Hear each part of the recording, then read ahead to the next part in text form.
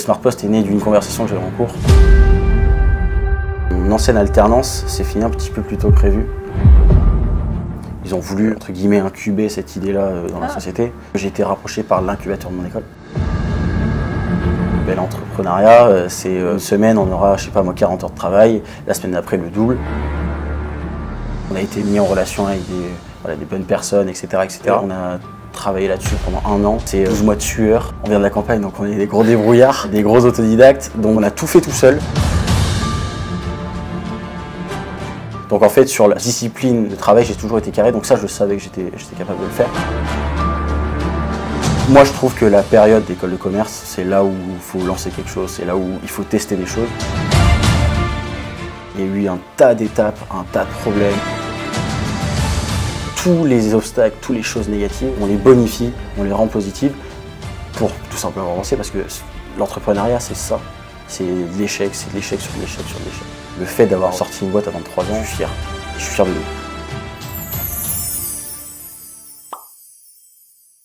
Salut Martin. Salut. Merci de venir nous parler de ton parcours sur le podcast des étudiants entrepreneurs. Tu as 23 ans, tu commences avec une licence d'AES à l'université de Limoges. Exactement. Ensuite, tu fais ce que tu as toujours voulu faire, tu fais un BTS en ingénierie en labo.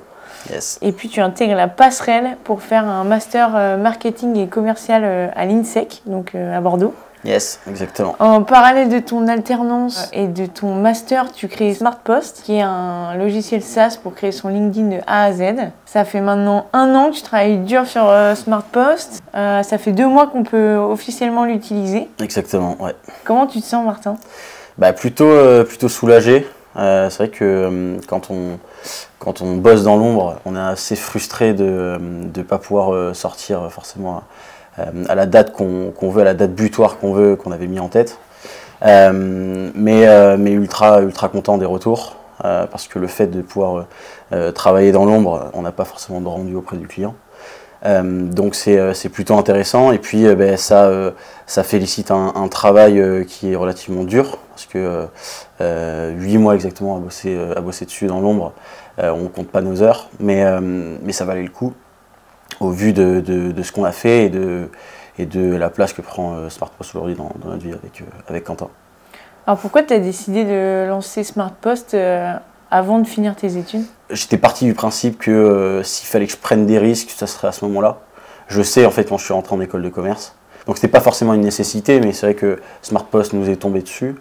L'idée de SmartPost nous est tombée dessus, et comme je laisse rien passer, on a préféré la saisir et en faire quelque chose essayer de faire quelque chose de beau avec ce concept-là.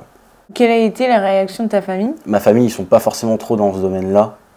Pas forcément dans le domaine entrepreneurial, mais à partir du moment où ce que j'amène sur la table est concret et finalisé de A à Z, ils font confiance, ils me suivent, ils ont confiance en moi, donc pas de souci. Et en soi, c'est vrai que SmartPost n'est pas non plus trop compliqué, ils comprennent ce que c'est, donc voilà. Et quelle stratégie tu as utilisée, toi, pour attirer tes premiers employés en tant qu'étudiant entrepreneur ? En fait, je trouve qu'on a fait les choses plutôt bien en amont, parce que entre le moment où on a une idée qui émerge dans notre tête et le moment où on la met en application, il y a pas mal d'étapes. Ce qu'on a fait, tout simplement, c'est de définir une cible type, qui pourrait utiliser SmartPost. Et en fait, je me suis occupé de ça, j'ai fait des entretiens avec ces personnes-là pour essayer de les projeter, pour savoir aujourd'hui quelles barrières ils ont sur la publication de LinkedIn, pourquoi est-ce qu'ils ne postent pas sur LinkedIn, pour quelles raisons, etc., etc. Et avoir une discussion autour de ce sujet-là pour à la fin avoir des réponses relativement détaillées et pouvoir adapter l'outil en parallèle de ça. Donc en fait, tous ces gens-là que j'ai eus, alors c'était l'été 2023, tous ces gens-là que j'ai eus au téléphone et en visio, on les a fidélisés dans le temps, on les a fait participer à une bêta-test, donc ça les a inclus en fait dans ce projet-là, et ils sont bêta-test aujourd'hui encore.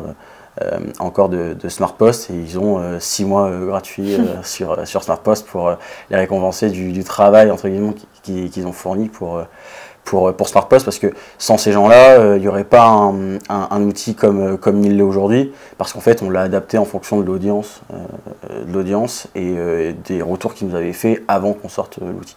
Ok. Voilà. Et comment tu as eu le temps d'aller démarcher toutes ces personnes à côté de ton alternance, de tes études? Alors, c'est assez particulier. C'est que mon ancienne alternance s'est finie un petit peu plus tôt que prévu.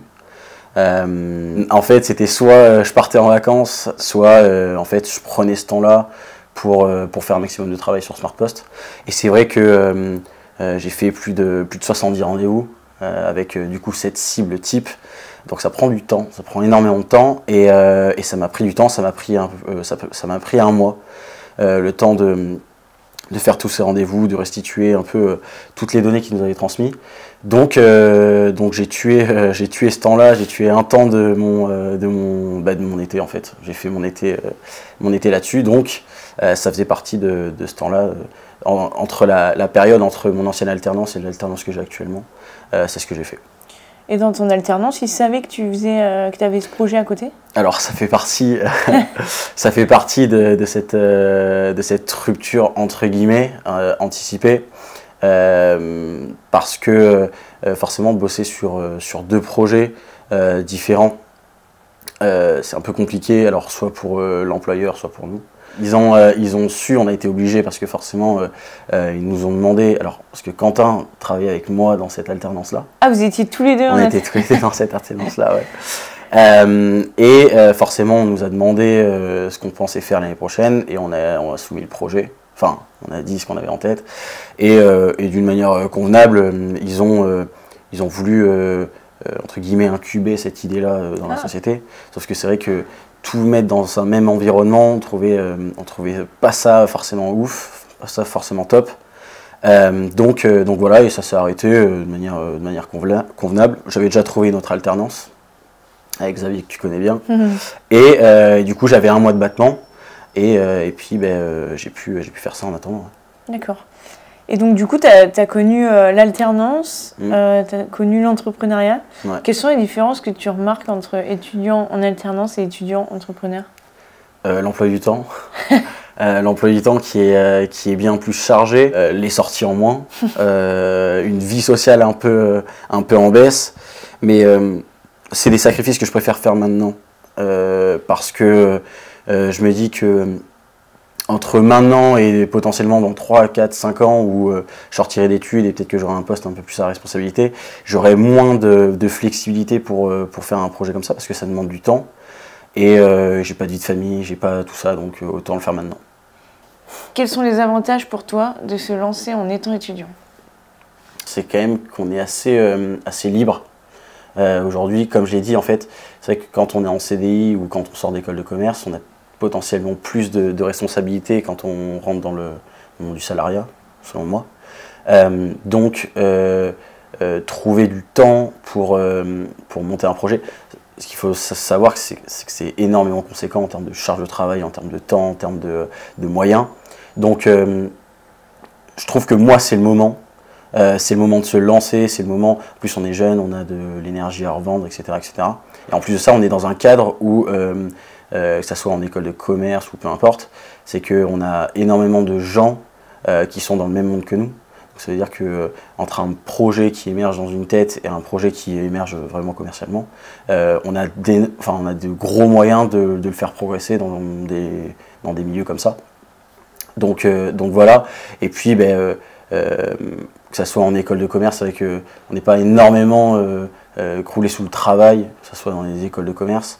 Moi, j'aime pas dormir, donc je préfère faire le double de ce qu'on me donne et mettre quelque chose en place quand, par exemple, les emplois du temps sont un peu moins chargés, de pouvoir utiliser ce temps-là pour faire autre chose. Donc, moi, je trouve que la période d'école de commerce, c'est là où il faut lancer quelque chose, c'est là où il faut tester des choses, parce que potentiellement, dans 5 ans, je sais pas, on aura des gosses, etc. Donc, c'est un peu plus compliqué de lancer quelque chose. Et comment tu as su que tu serais prêt à avoir cette charge de travail? Je ne savais pas. J'ai toujours été bosseur, J'ai toujours eu une certaine discipline dans le travail, de par mon passé, que ce soit le conservatoire, etc. etc. J'ai toujours été rigoureux dès le plus jeune âge. J'ai commencé, pour la petite anecdote, j'ai commencé le conservatoire, j'étais en CE2. C'est vrai que le conservatoire, c'est l'armée. Donc j'ai toujours été endossé à ce travail-là. Donc en fait sur la discipline de travail, j'ai toujours été carré. Donc ça, je savais que j'étais capable de le faire. En l'occurrence sur la charge de travail, on n'est jamais prêt parce que l'entrepreneuriat, c'est une semaine, on aura, je sais pas moi, 40 heures de travail. La semaine d'après, le double. Donc on s'adapte et j'ai pas mal évolué sur plein de sujets parce que chaque jour ne se ressemble pas, que ce soit en alternance ou en entrepreneuriat. Donc je pense avoir évolué et je pense avoir évolué. Ok. Et tu as un associé du coup? Ouais. Depuis le début? Depuis le début. Et il n'est pas étudiant? Alors il l'était et il a fini son master l'année dernière. Ok. Ouais. Et comment est-ce que tu as prouvé ta crédibilité? Comment est-ce que tu l'as embarqué avec toi? Alors en fait, Quentin, c'est un ami d'enfance. Avec qui du coup je me suis retrouvé en alternance. Alors il n'est pas du tout dans le même secteur que moi. Moi je suis commercial, plus axé commercial, marketing, et Quentin est plus axé prod. Donc pour le coup c'est vrai qu'on se complète à 100%. Et on s'est retrouvé dans la même alternance en Master 1 et on a toujours, depuis qu'on est jeune, on a toujours eu cette appétence pour faire quelque chose de notre vie entre guillemets, mais de sortir un petit peu des codes, de pouvoir toucher à cet entrepreneuriat-là.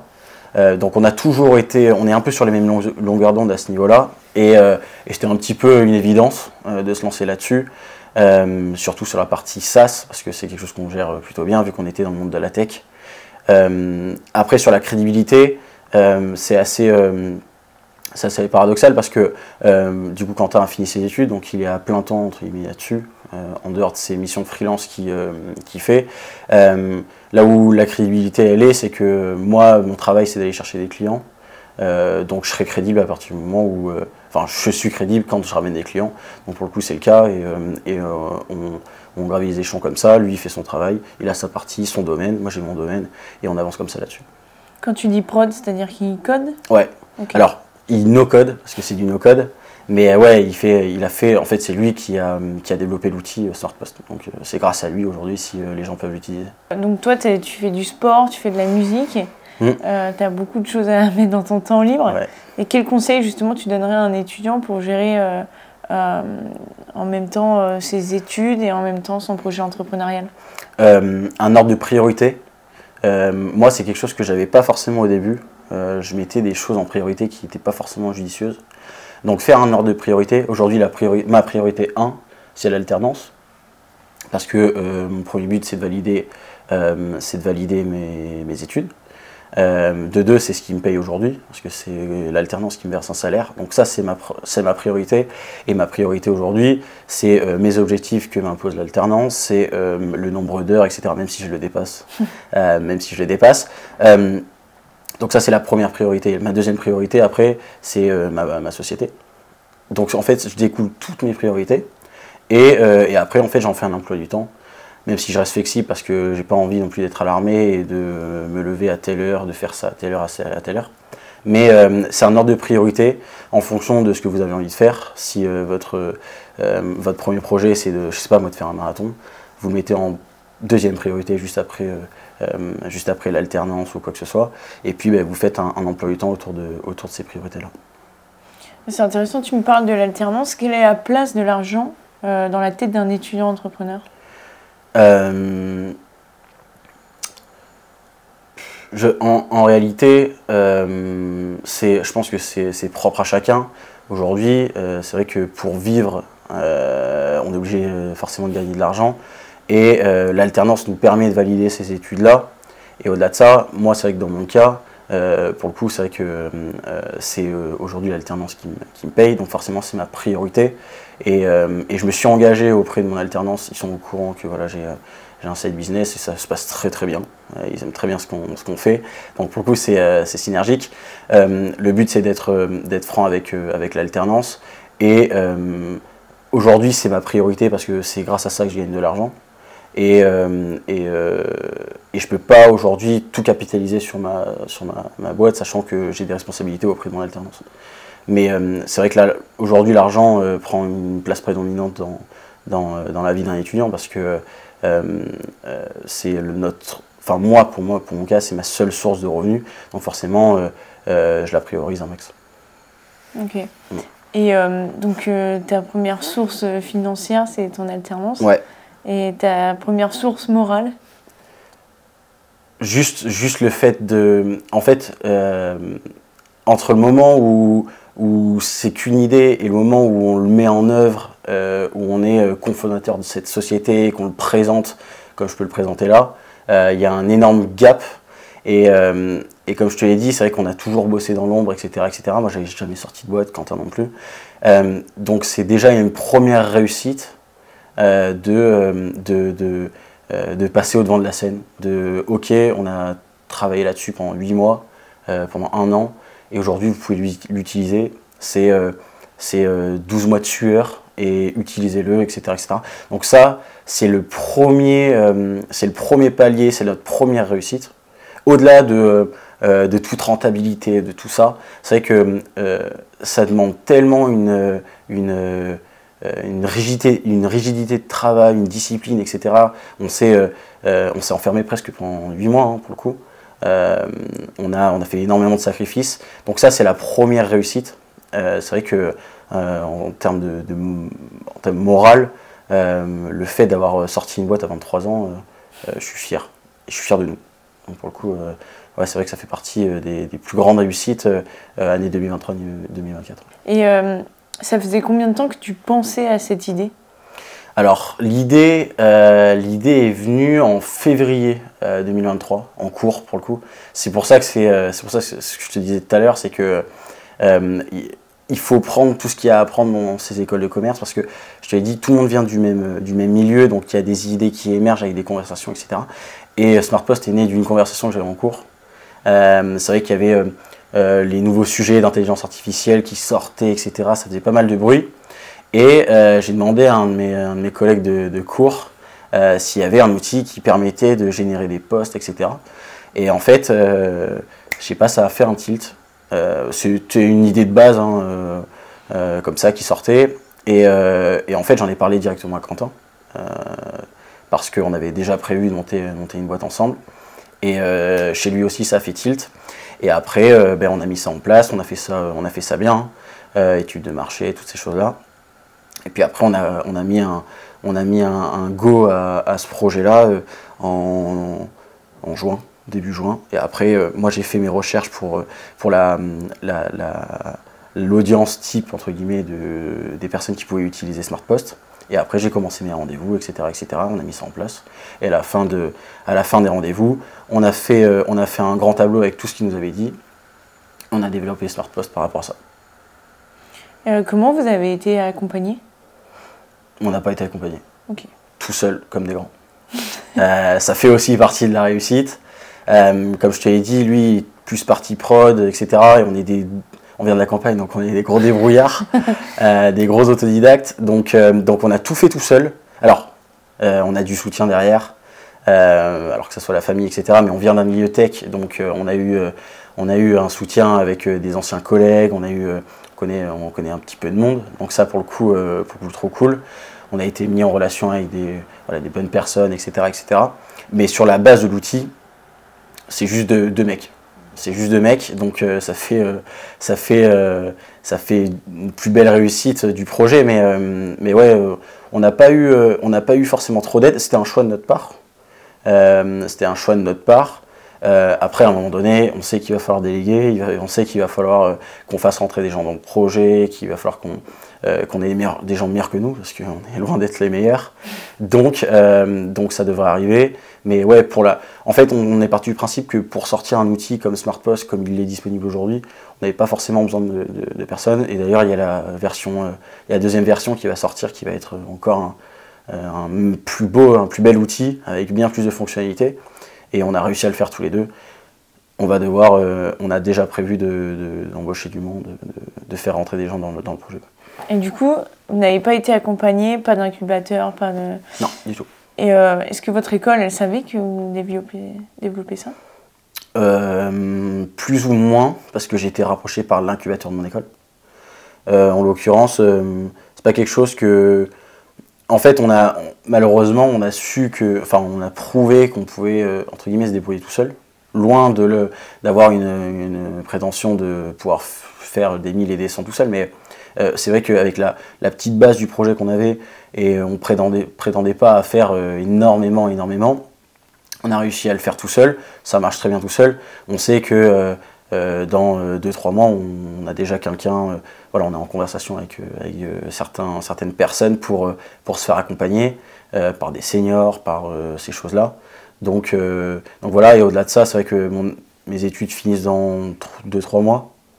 Je trouvais pas forcément judicieux de me lancer dans un incubateur, etc. Donc on a préféré se faire tout seul, et même si on va déléguer, promis. Non, mais c'est hyper intéressant parce que moi, tout ce que je vois à Paris, justement, ils passent par des incubateurs. Ouais. Donc là, il y a une grosse différence. Comme tu dis, on vient de la campagne, on sait se débrouiller, entre guillemets. Exactement.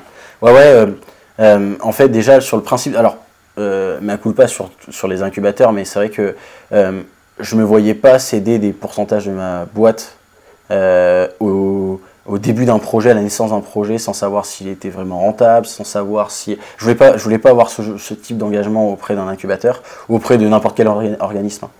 Donc voilà. De notre côté, c'est une réflexion qu'on a eue, parce que forcément, c'est quelque chose qui se propose à nous, parce que en soi, l'option de l'incubateur est ultra intéressante. Ça permet d'avoir des locaux, ça permet d'avoir des personnes qui sont ultra qualifiées, etc. Ça, c'est trop cool. Mais le truc, c'est que de notre côté, on voulait déjà être sécurisé, se dire que le projet qu'on avait en tête, il était rentable, il était tout simplement faisable. Donc ça, c'était notre première deadline, c'était de nous dire, ok, on finit l'outil, on le propose, et il plaît aux gens. Je voulais pas m'engager dans un contrat avec un incubateur sans avoir lancé quoi que ce soit, sans avoir mis quelque chose sur la table et avoir des clients. Donc voilà. Et c'est vrai qu'au niveau du timing, on sait qu'aujourd'hui il y a beaucoup de questions autour du timing. Le timing, il est comme il est aujourd'hui. On sort une deuxième version qui, je pense, va faire pas mal de bruit avec beaucoup de fonctionnalités.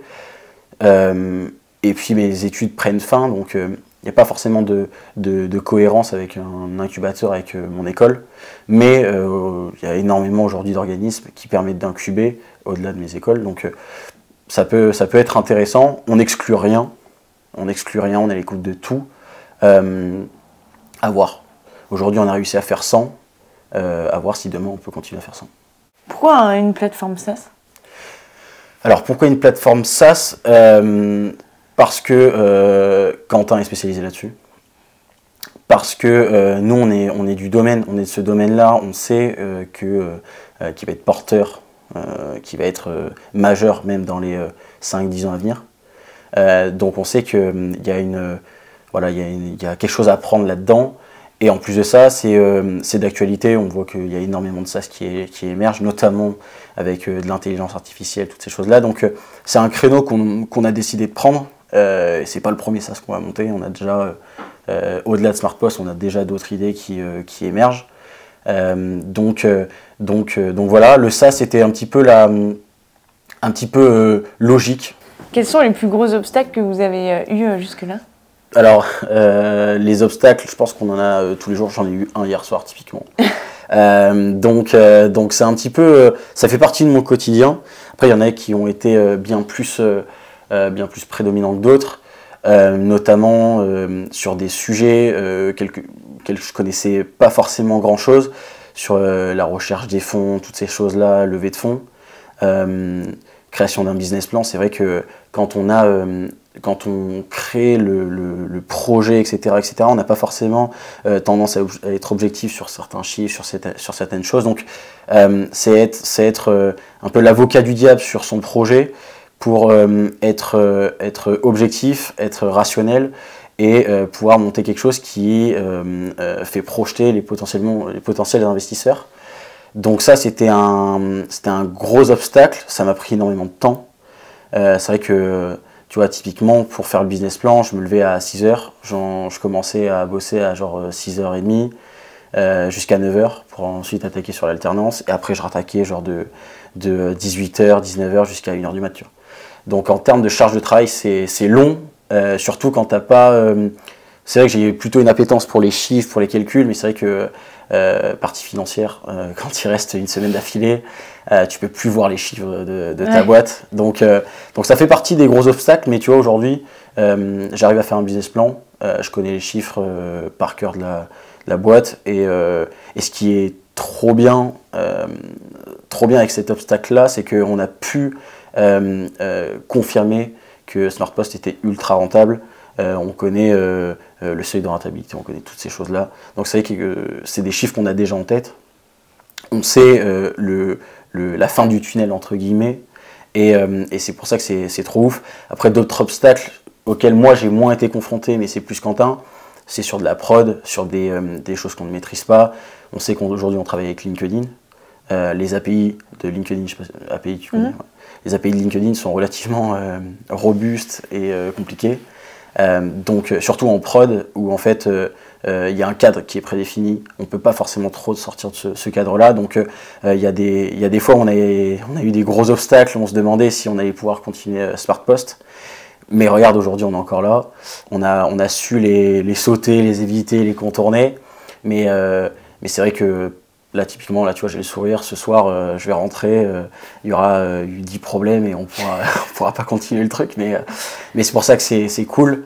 Parce que je pense ne pas avoir le même emploi du temps qu'un étudiant lambda. Donc je suis fier de moi. Est-ce que tu auras beaucoup plus appris avec cette expérience que pendant tes études?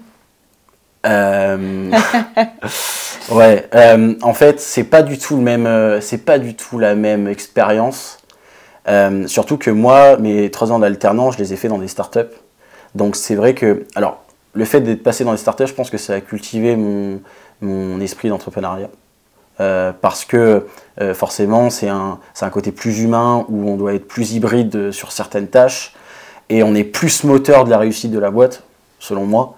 Alors c'était un choix, même si je pense que ça aurait été judicieux de passer dans les grands groupes, pour voir un peu comment ça fonctionne dans les grands groupes. Parce que j'espère que SmartPost sera un grand groupe. Mais le fait d'être passé dans les startups, ça m'a permis déjà de ne pas compter 16 heures, parce que c'est vrai que dans les startups, on alloue quand même énormément de temps au projet, alors que ce soit en alternance, que tu sois en CDI, etc. etc. Et moi, j'ai toujours pris part au projet des startups, parce que, tu vois, typiquement, j'aimerais bien que quand j'embauche quelqu'un, que ce soit en alternance, il se prête au jeu comme moi je me suis prêté en alternance. Mais c'est vrai que, comme je te l'ai dit et comme je le répète depuis le début, c'est qu'entre un projet qui émerge en cours et à notre discussion d'aujourd'hui, il y a eu un tas d'étapes, un tas de problèmes, un tas de questionnements, un tas de raisonnements, etc. etc. Je pense que j'ai énormément mûri avec ce projet-là. Et ça fait partie aujourd'hui d'une étape de ma vie, comme les 3 alternances ont fait partie d'une étape. Après, sur l'expérience en tant que telle, je ne sais pas lequel m'a plus servi, parce que aujourd'hui les projets dans lesquels j'ai été en alternance prenaient une grosse partie de ma vie, et bizarrement, enfin je suis content pour ça, c'est que la plupart des sociétés dans lesquelles je suis passé ont levé des fonds, etc. Donc j'ai été moteur de quelque chose d'ultra positif dans ces boîtes-là, et ça rajoute une certaine légitimité dans le travail que j'ai fait, et ça veut dire que dans les sociétés dans lesquelles je suis passé, il y avait un vrai sujet, donc je me suis pas embarqué dans n'importe quoi. Donc tout est à apprendre. Moi, je prends tout ce qui m'a été donné. Je prends actuellement tout, parce que j'apprends encore énormément de choses chez Datafret. Donc je prends tout. Je prends tout ce qui est possible de... Tu prouves aussi qu'on peut entreprendre en étant dans une autre ville que Paris, sans incubateur. Alors aujourd'hui, je pense qu'il y a 20, 30, 40 ans, c'était un petit peu plus compliqué. C'est vrai qu'aujourd'hui, je pense que tu peux être du fin fond de la Creuse, comme en Bretagne, peu importe. Tu peux entreprendre à partir du moment où il y a une certaine volonté de la personne. Alors c'est vrai que moi je viens pas du tout de ce milieu-là, je devais être ingénieur en labo. C'est uniquement la volonté en fait qui m'a poussé à être là ici. Mais c'est vrai qu'il y a des codes aujourd'hui, notamment dans les grandes villes. Et en fait, il faut juste s'assimiler avec ces codes-là, parce qu'aujourd'hui, avec Quentin, on est l'image de SmartPost, donc il y a des choses qu'on doit respecter, il y a des choses qu'on doit mettre en place, mais c'est juste s'adapter. On vient de la campagne, on n'est pas non plus des paysans, hein, on s'entend bien, mais on a toujours eu une appétence pour les grandes villes, parce que moi je dépends énormément de mon environnement. J'ai besoin de ma campagne pour rentrer, pour mettre les idées en place, pour réfléchir, pour bosser aussi. Mais j'ai besoin aussi des grandes villes où ça bouge, où il y a énormément de monde, où c'est le brouhaha, où il y a des embouteillages, parce que je dépends de mon environnement, et quand je vois des gens bouger, j'ai envie de bouger, quand je vois des gens bosser, j'ai envie de bosser. Donc on s'adapte, et on est sur la même longueur d'onde avec Quentin, mais il ne faut pas s'arrêter en fait aux cultures, il ne faut pas s'arrêter à un environnement, parce que si on s'arrête là-dessus, moi j'aurais jamais été là aujourd'hui, je serais jamais parti de Limoges.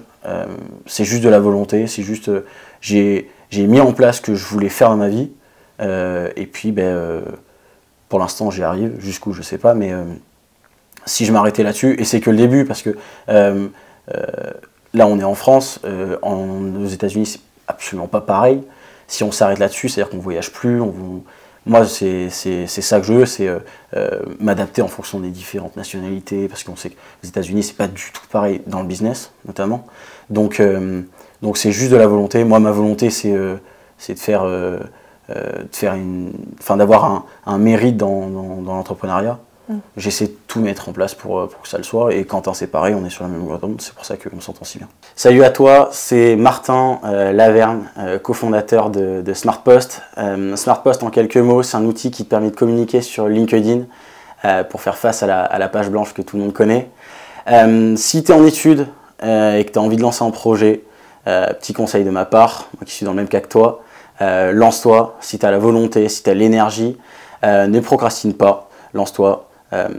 C'est la période selon moi sur laquelle il faut que tu lances des choses, que tu prennes des risques, et que potentiellement que tu te foires ou potentiellement que tu réussisses.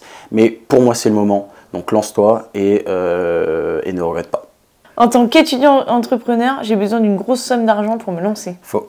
Trouver un équilibre entre mes études et mon projet entrepreneurial est facile à gérer. Très faux. Avoir un cofondateur est d'une moitié mes chances de réussir, car cela signifie de partager les décisions et les profits. C'est très faux aussi. Le networking et la création de relations sont aussi importants que le développement de mon produit ou service. Ça c'est vrai. Je dois attendre de terminer mes études avant de lancer mon entreprise pour être vraiment prêt. Très faux. L'échec de mon premier projet entrepreneurial signifie que l'entrepreneuriat, c'est pas fait pour moi. Il n'y a rien de plus faux que ça. Vraiment. Il est crucial d'avoir une idée entièrement originale pour réussir en tant qu'entrepreneur. Faux aussi.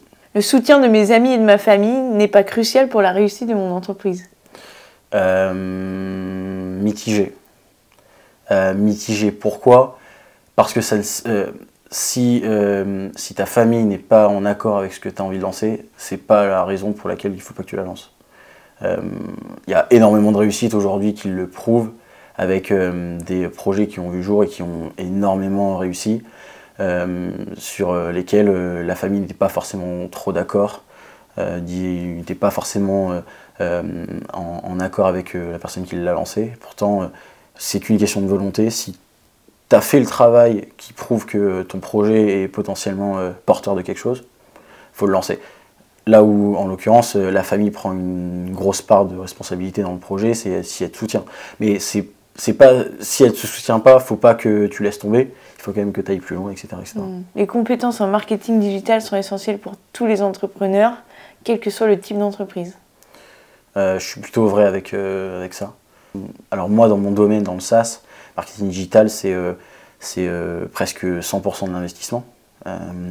Parce que typiquement, le SaaS, on n'a pas forcément besoin d'humains pour le vendre. Alors tout dépend des SaaS, hein, bien sûr, mais c'est vrai que le marketing digital aujourd'hui, il prend une énorme place dans le business. Donc les compétences en marketing digital sont essentielles. Je ne les gère pas du tout, je suis très mauvais là-dedans, mais du coup c'est quelque chose qu'on délègue, même si Quentin a déjà des appétences là-dessus. Mais c'est vrai qu'en France, on a peur de l'échec. J'en ai fait un post LinkedIn parce que Aujourd'hui, l'échec, c'est vu comme le pire ennemi, etc. etc. Sauf qu'en fait, moi, j'ai plus d'appétence pour l'échec que pour la réussite. Parce qu'un échec vient plus vite qu'une réussite, de 1. Et que la plupart des gens s'arrêtent au premier échec et ils ne vont pas voir au-delà de l'échec. Moi, aujourd'hui, j'ai un autre rapport avec l'échec parce que, tu vois, j'ai fait du piano à très haut niveau et j'ai été très vite, très rapidement soumis à de l'échec. Je me suis vu refuser des auditions, ces choses-là. Et en fait, on est vite... on comprend ce qu'il faut aller chercher en fait dans l'échec. C'est putain, c'est pas putain, je me suis chié, etc. etc.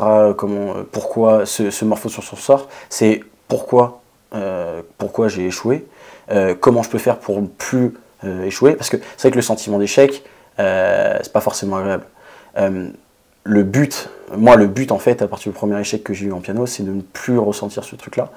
Et c'est pour ça que, je ne vais pas dire que j'ai bien réussi dans le piano, mais je me suis plutôt pas mal débrouillé dans le piano. C'est parce que, en fait, chaque échec, que ça soit un simple entraînement, que ça soit n'importe où, c'est qu'il faut prendre tous ces échecs-là. Il faut les tourner en positif. Moi, aujourd'hui, depuis qu'on a monté Smart Post, c'est que tous les obstacles, toutes les choses négatives, on les bonifie, on les rend positives pour tout simplement avancer, parce que l'entrepreneuriat, c'est ça. C'est de l'échec, c'est de l'échec sur de l'échec sur de l'échec. Alors, c'est des petits échecs. Hein.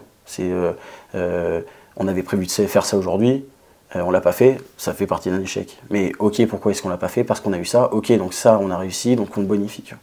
C'est pas juste de rester en surface, vers du surfacique sur de l'échec, c'est on rentre, on redescend pourquoi on a échoué, et on le bonifie.